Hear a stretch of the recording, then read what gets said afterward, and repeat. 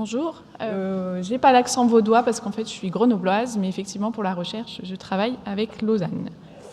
Et donc j'ai le plaisir de vous présenter les résultats de cette étude à l'acronyme C-Réseau pour ce que renoncer à des soins veut dire. Donc le but de ce travail, c'était de s'intéresser au renoncement aux soins, pas que sous l'aspect financier. L'accessibilité financière, c'est une préoccupation majeure de santé publique, des pouvoirs publics, on en a parlé pas mal ce matin. C'est ce qui ressort aussi souvent dans les enquêtes quantitatives, en posant des questions comme « Dans les 12 derniers mois, avez-vous dû renoncer à des soins de santé pour des raisons financières ?» Donc cette chose-là, elle est quand même déjà assez étudiée et prise en compte par les pouvoirs publics, dans le but évidemment d'éviter le renoncement aux soins. Il y a certaines mesures qui sont prises, on en a parlé ce matin, la CMUC, la CS, etc., dont l'efficacité est présente mais reste relative. Donc le but, c'était d'aller plus loin en se posant la question, le renoncement, finalement, c'est un phénomène qui est complexe. C'est pas permanent, c'est à certains moments de la vie, en fonction des événements. C'est pour certains soins et pas pour d'autres. Et puis finalement, c'est quelle personne, quand, pour quels soins. Voilà, c'était toutes ces questions-là qu'on voulait se poser. Donc c'était vraiment un questionnement ouvert, sans a priori. L'objectif, c'était de comprendre ce que renoncer à des soins veut dire pour les personnes, et l'hypothèse, c'était que les raisons financières, c'était une raison relative qui n'expliquait pas l'ensemble du phénomène. Donc la méthodologie, déjà, je voulais souligner que c'était donc une équipe pluriprofessionnelle et internationale, donc franco-suisse, qui était plutôt pilotée à la base par des sociologues de l'ODENOR, c'est l'Observatoire du non-recours qui est sur Grenoble, qui étudie le non-recours aux droits de manière globale et notamment le non-recours aux soins. Il y avait donc des politologues aussi, des médecins généralistes, des personnes plus de santé publique, et puis des personnes de terrain, des services sociaux, des infirmières. La méthodologie, c'était donc une enquête qualitative par entretien, qui se sont faits entre février et juin 2013, qui ont été effectués par les sociologues. Et puis les lieux qui ont été choisis pour recruter les personnes, donc des patients en fait, c'était surtout des lieux de soins. Donc il y avait l'AGEXA, c'est les centres de santé communaux de la ville de Grenoble. Il y avait un espace santé à Fontaine qui fait de l'aide à l'accès aux droits, etc. Et puis il y avait à Genève le bus santé, qui est un endroit où il y a des études de santé qui sont faites régulièrement. Et à Lausanne, à la fois dans des cabinets libéraux et à la fois au CHU où il y a des consultations ambulatoires de médecine générale. Et puis il y a aussi le RSI qui s'est intéressé à ce projet et qui a voulu qu'on interroge aussi des assurés pour faire le point sur leur vision des choses. Donc la recherche qualitative avec recherche de variation maximale dans l'échantillon. Il y a des endroits où on a privilégié des gens qui étaient reconnus pour avoir un parcours de soins chaotique, pour avoir renoncé aux soins. Et il y a aussi des personnes qui ont été choisies parce qu'on avait l'impression qu'elles avaient plutôt un parcours linéaire, on va dire sans renoncement. La méthode, ça a été d'analyser les discours et de faire de la recherche d'occurrence, donc de voir si plusieurs concepts revenaient dans différents entretiens, qui n'étaient pas dits exactement de la même façon, mais qui pouvaient amener à faire des conclusions un peu plus générales sur les types de raisons de renoncement.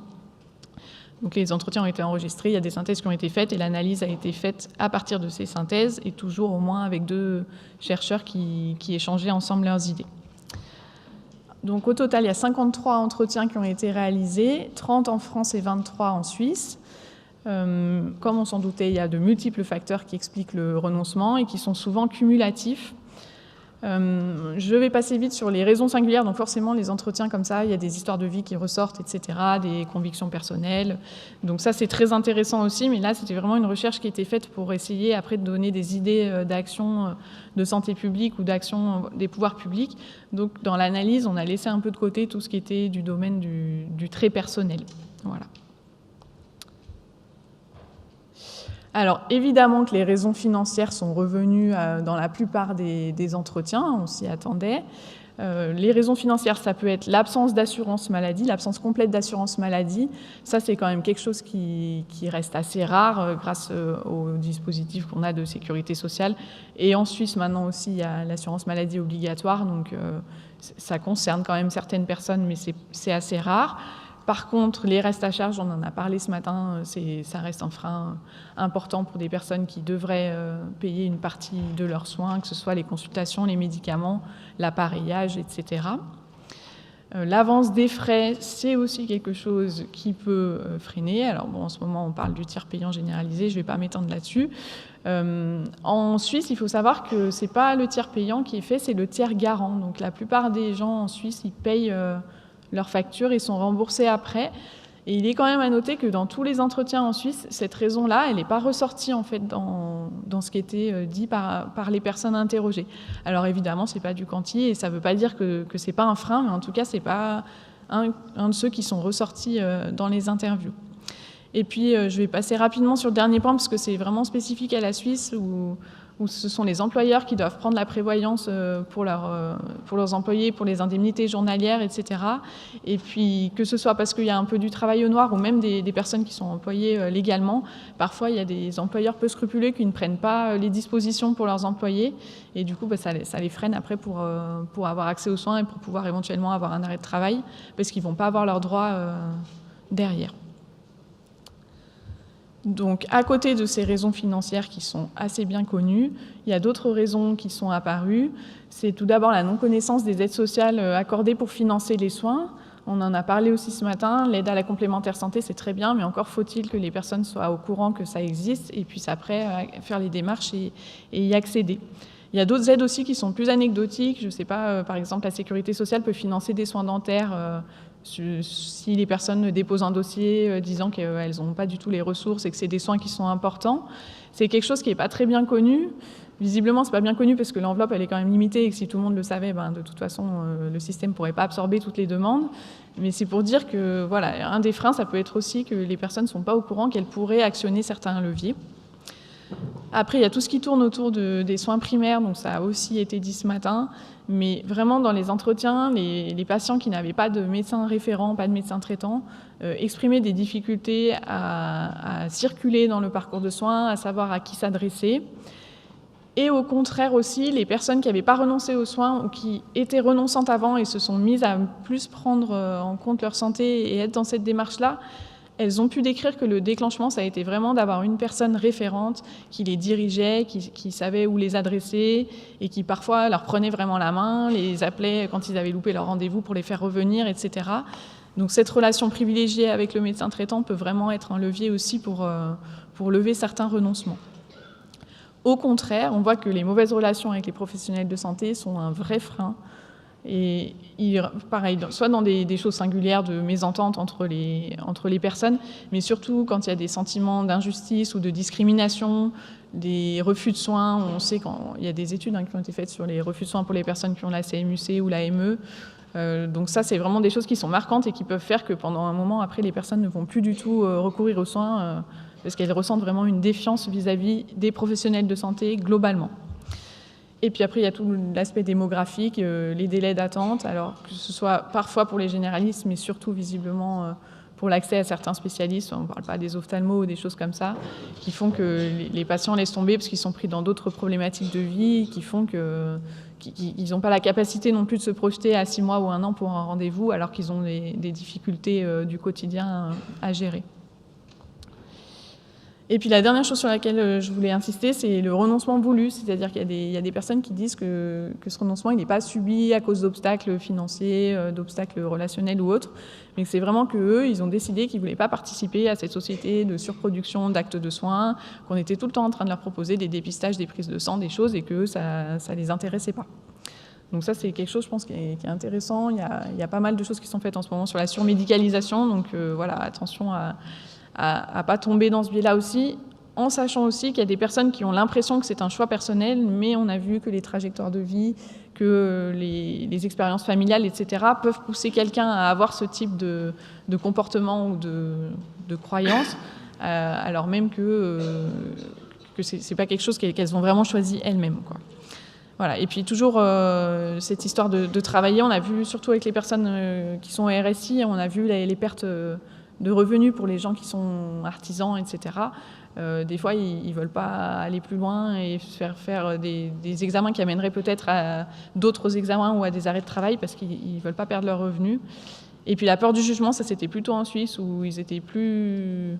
Si l'employeur avait pris cette prévoyance, ils n'avaient pas trop de problèmes financiers, mais par contre, apparemment, il y a un gros jugement de valeur sur les personnes qui ont des arrêts de travail. Et du coup, il y avait une pression sociale pour ne pas aller vers les soins et s'éloigner de son travail. Donc, en discussion, je voulais dire que c'est un travail qui est pluridisciplinaire, qui est multisite, donc ça a donné un peu de la force, ça a brassé des idées, de travailler avec des personnes des sciences humaines. Je pense que ça apporte beaucoup de choses, comme on a pu le voir aussi dans la présentation d'avant. Les patients ont été recrutés sur des lieux de soins, donc vous allez me dire, c'est pas ceux qui renoncent, vu qu'on les a trouvés dans des lieux de soins. Néanmoins, on a quand même essayé d'avoir des lieux de soins où vont les gens qui ont plutôt des parcours chaotiques et puis de repérer ces personnes, que les professionnels de santé nous pointent des gens dont ils savent que par le passé ou même actuellement, ils sont dans une sorte de renoncement. Le rôle des accidents de la vie, j'en ai parlé, ça reste quelque chose de très important qui n'a pas été très exploité dans cette étude-là. Mais moi, en tant que médecin généraliste, c'est sûr que c'est ces choses-là aussi qu'il faut qu'on aille explorer dans les discussions qu'on a avec nos patients. Et puis, cette notion de renoncement barrière ou au contraire de refus volontaire, c'est important. Et je pense qu'il y a une personne cet après-midi qui va avoir cette approche-là socio-anthropologique des différents types de renoncement. Du coup, ça me ramène juste, je voulais faire une diapo sur mon cœur de métier, parce que je suis plus généraliste que chercheuse. Je pense vraiment qu'une des réponses individuelles, ça peut être ce qui se joue dans nos cabinets, dans la consultation, en termes de relation médecin-patient.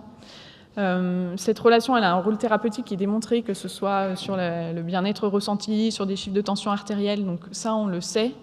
Et malheureusement, on sait aussi que cette relation, elle est différenciée selon la catégorie sociale et qu'on a tendance à passer moins de temps à discuter avec des ouvriers qu'avec des cadres.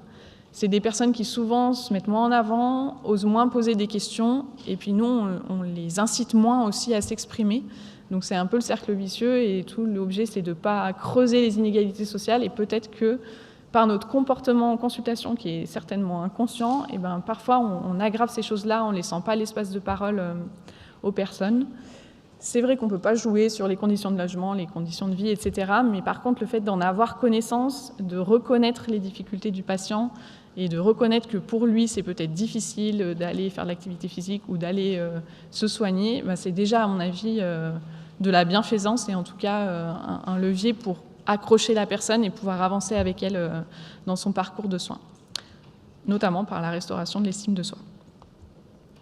Et puis juste une petite, pour faire le lien avec les autres interventions, il y a des réponses collectives, alors il y a des exemples qui ont été montrés, dans les pôles et les maisons de santé aussi, il y a des choses qui se font. Moi, sur mon pôle à Saint-Martin-d'Air, on a essayé de faire de l'art-thérapie, de restaurer les compétences psychosociales des patients en groupe, de participer aussi à la cohésion sociale. Et puis, il y a un représentant du pôle de Chambéry-Nord dans la salle aussi. Il y a des dispositifs qui font des bilans éducatifs et qui, après, orientent les personnes vers différentes activités, que ce soit en groupe ou individuelles, pour permettre un peu de prendre en charge des situations médico-sociales complexes. Et puis, on a aussi un médiateur santé qui devrait arriver sur Saint-Martin-d'Air pour prendre les gens par la main et les accompagner. Et puis, je crois que cet après-midi, j'ai découvert Planir. En fait, je n'étais pas au courant de cette énorme chose, visiblement, où il y a pas mal de choses qui se passent aussi pour aider les patients à accéder aux soins. Voilà, donc s'il y a un message clé, c'est qu'il n'y a pas que les raisons financières au renoncement aux soins, qu'il y a de nombreuses autres causes et que souvent, malheureusement, ces causes, elles s'accumulent entre elles. Et que nous, en tant que médecins généralistes, c'est vraiment important qu'on s'intéresse à la position sociale de nos patients. Ça fait la boucle avec la présentation de Thomas. Et puis, si vous voulez avoir plus de renseignements sur cette étude-là qualitative, sur le site de l'Observatoire du non-recours, il y a le rapport complet de l'étude. Voilà.